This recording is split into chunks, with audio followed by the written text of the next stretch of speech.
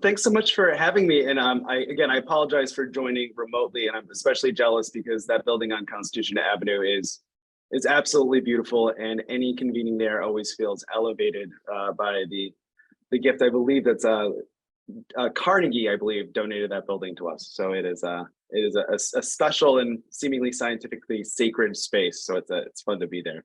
And again, I do apologize. I didn't want to be patient zero at this event.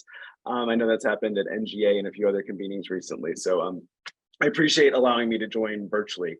Again, I'd like to thank Mike and Cameron Osterrig from the National Academies who couldn't join today.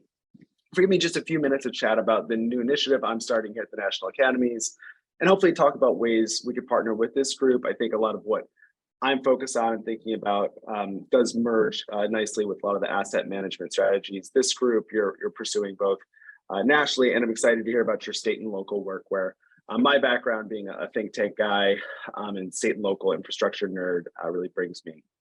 I'm leading the brand new Infrastructure Investment Prioritization Initiative. It's a mouthful. I didn't get to pick the name. They hired me. They'd already picked that one out, IIPI. But we just got off the ground 4 months ago. So this is a very brand new initiative. As many of you know, the Academies and our thousands of volunteers, including I'm sure many people in this room or your firms or the academic institutions you may work with, we have really deep expertise in infrastructure policy and practice. And so, as you're familiar with, there's the Board on Infrastructure and the Constructed Environment, which Cameron runs, which is our host today. The Transportation Research Board, who many of you have probably worked with at some point or another, which is actually the largest single program within the National Academies. And the Board on Environment and Energy Systems, and certainly a number of other different groups within the institution touch on core infrastructure issues, whether that's transportation, water, resilience, communications, energy infrastructure. Well, there are a lot of other moving pieces that I'll discuss. One of the big parts of my jobs around here is work collaboratively across the institution to find areas where we can leverage the incredibly unique skills and talents really found only in this building to help us tackle these sticky infrastructure challenges. Every day I'm at the National Academies. When I go down to the cafe, I'm always blown away by meeting PhD material scientists or oceanographers or former State Department officials. Really the breadth and depth of the expertise. And that doesn't even include the fellows and members of the academies who are really people who represent the best of science, engineering, and a variety of medicine and other fields. So while this kind of effort has always really made sense, and I think it's always making sense to bridge across all the different parts of the academies as we tackle these big national issues, in the current environment, as was mentioned earlier, the federal government is committed somewhere in the ballpark. You can do this math in a lot of different ways. $1.6 trillion into various forms of infrastructure through the bipartisan infrastructure law, the CHIPS Act, which I think a lot of people have forgotten does have infrastructure components, particularly in our national labs, the Inflation Reduction Act. And let's not forget that, just 2 miles from where you guys are sitting right now, the Senate is debating the prospect of a major permitting reform, which could really change the environment and accelerate a lot of project delivery. But the demand for this kind of integrative science-driven work is just essential. And we hear this every day when we talk to mayors, when we talk to our partners in the federal government, governors and their staff, the need to try to figure out how to use this money in the most effective way that tackles big equity, resilience, environmental, economic issues it's off the charts. And I think all of us experience it every day, that after really 20, 30 years of waiting for this kind of generational investment, it's finally here. And we have to be prepared to deploy it in a way that will build the infrastructure we need 20, 30, 40, 50 years from now, and not just kind of build what was left on the rolls from a 1970s highway expansion. Not that we don't need some of those as well. So what does that mean in practice? So we're breaking our work down into 2 complementary verticals, and hopefully I think there's areas where there might be interest or overlap in those 2 specific areas. So the first one is to work with the federal government to tackle these big, emerging, challenging policy issues that don't really fit neatly into the siloed world that we've really built up around infrastructure. So both of these will happen early in 2023, and I'm happy to provide more information on these as they come together more formally. But the first will be on ARPA-I, which actually does have a big asset management and lifecycle costing pieces in it. For those who aren't familiar, it's the DARPA for the infrastructure world. So doing advanced research and implementation into new technologies to really advance our infrastructure and built environment. The way that Robert Hampshire at USDOT talks about it, it's how do we make innovations that were going to happen 20 years from now happen today, right? So how can we accelerate these big transformative moments and technologies that we have into the infrastructure and built environment? So we'll be working on that in a very similar way for some people who are familiar with ARPA-E, helping the US government kind of structure and think through those issues. And again, if you read the statute, a lot of it actually is around asset management, right? How can we drive down life cycle costs? How can we figure out how to build projects the correct way up front, whether that's through software or design or new materials.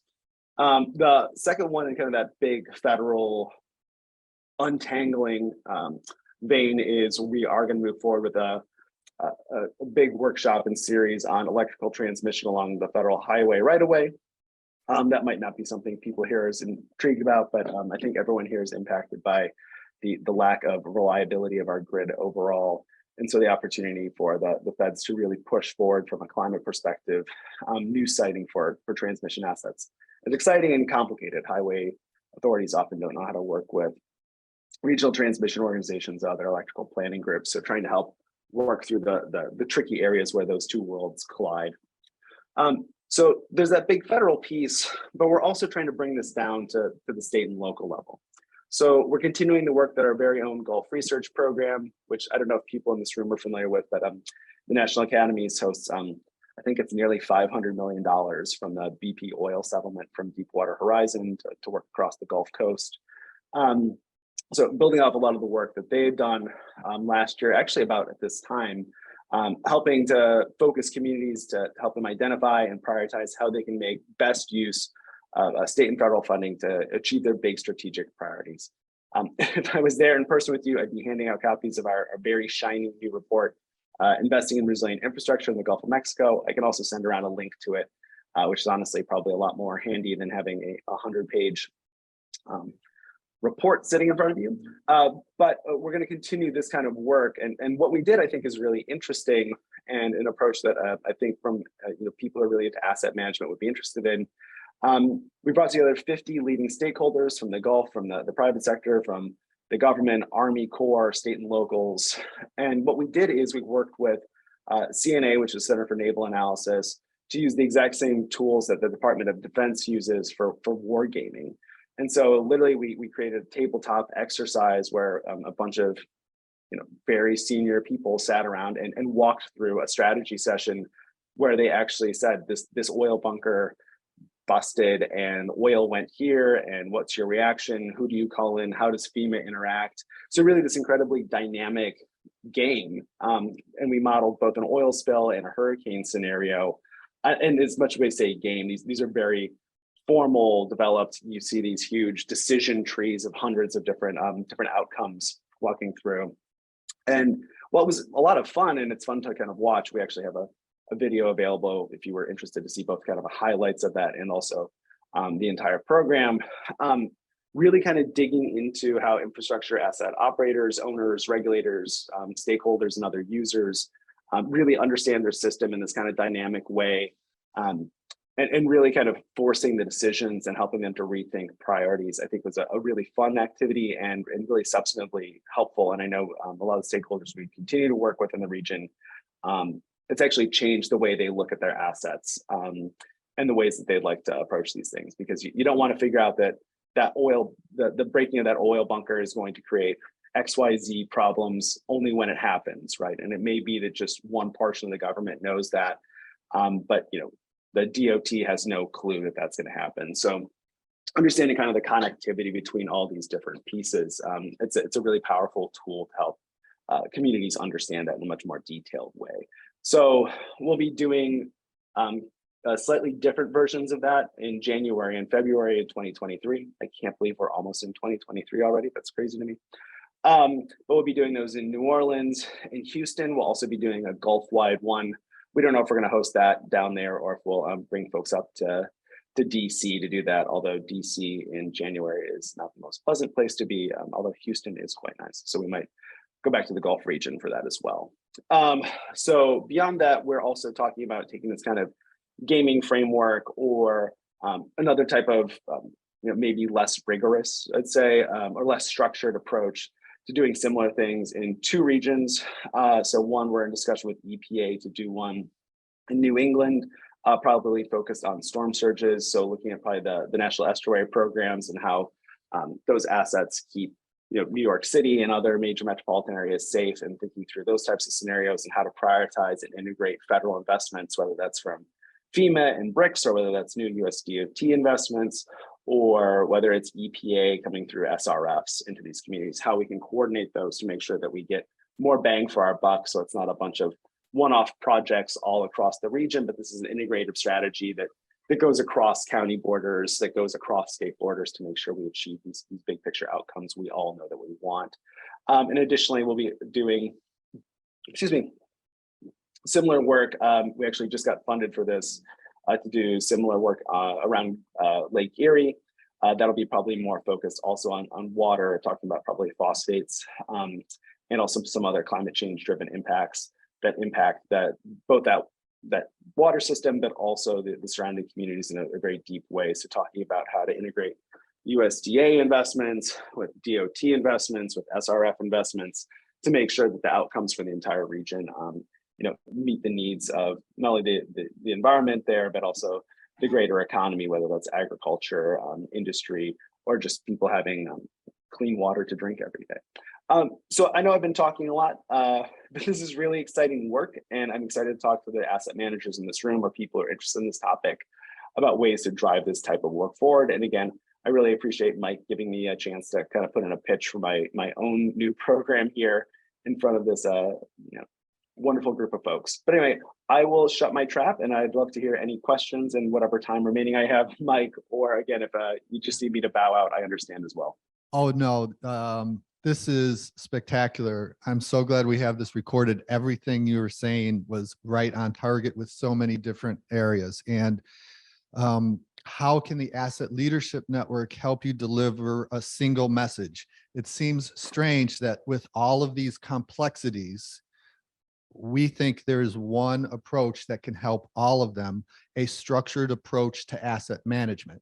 So the local governments along the coast, we can help you say a structured approach to asset management will help, and we can bring people from different associations and organizations to say that. With your water groups, we can help you say, even though it's very complex, there is a single approach to use. Now, of course, that single approach is really complicated itself, but it helps people have hope or get their hands around something that's very complicated. So how are you working with the associations? So we're just getting this off the ground, and I know Emily Feenstra, I don't know if she's in the room, from ASCE. She's a long-term partner who I've known for many years. She actually, we co-founded a large coalition together, which I was running all of, I think, 5 or 6 months ago. So coordinating with them and making sure they're engaged, especially at the local level as we roll these things out. So making sure the local chambers of commerce, local civil engineer groups are engaged, because obviously they're great clearinghouses for this kind of work and to bring folks together. And then especially for some things, and again, this might be tangential to your work, but ARPA-I, we're working with a lot of the big organizations like the U.S. Chamber of Commerce and others to try to advance and understand what practices they should be implementing to make sure that's a good rollout. Again, DARPA, I think, the only reason we're able to do this right now is because of investments DARPA made in the 70s and 80s. So seeing what kind of infrastructure investments they can leverage up to really transform our built environment, working with those groups as well. But just one plug for the work you're doing. What I also like about it is that it's like a crosswalk, right? That you can provide this framework of thinking, whether it's a water project or there's a transportation project or a building project, that you kind of have this shared language between those groups and shared goals and thoughts. I think it's important and a rarity in our space where everybody wants to have their own special bespoke product to whatever vertical they belong to.